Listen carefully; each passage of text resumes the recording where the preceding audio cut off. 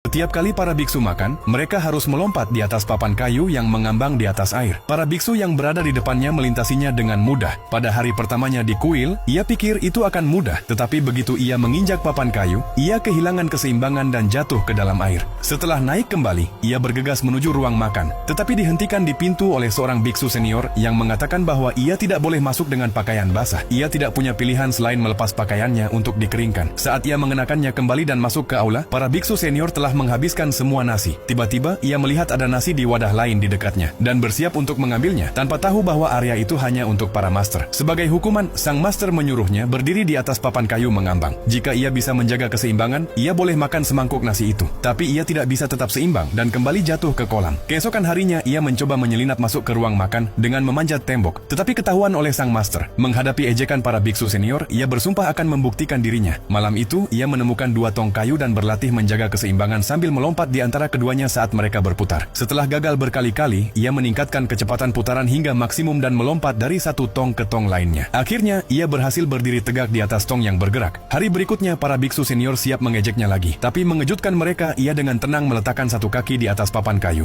dan melakukan gerakan udara yang sulit sambil dengan mudah menyeberangi kolam di bawah. Sang master mengangguk dengan puas. Kemudian, sang master meningkatkan kesulitan dengan memecah papan menjadi potongan-potongan kayu kecil. Bahkan biksu dengan kemampuan paling ringan tidak bisa menyeberang. Ia mencoba melompat, tetapi gagal seperti yang lain. Mereka mencoba dari pagi hingga malam, tetapi tidak ada yang berhasil. Sang master lalu mulai mengajarkan tekniknya. Ia meminta pria itu melemparkan mangkuk ke dalam air. Saat melihat mangkuk itu tenggelam ke dasar, sang master menjelaskan bahwa gaya lemparannya mengarah ke bawah, seperti upaya mereka saat melompat di atas papan. Karena papan kayu memiliki daya apung terbatas, semakin keras mereka melompat, semakin cepat papan itu tenggelam. Sang master kemudian mengambil mangkuk dan melemparkannya secara diagonal ke permukaan air, dan berhasil mendarat di tepi seberang. Pria itu pun memahami maksud sang master. Saat para biksu senior tertidur, ia berlatih di tepi kolam. Meskipun ia jatuh berkali-kali, ia tidak pernah menyerah. Akhirnya, setelah kegagalan tak terhitung jumlahnya, ia berhasil melompat ke seberang.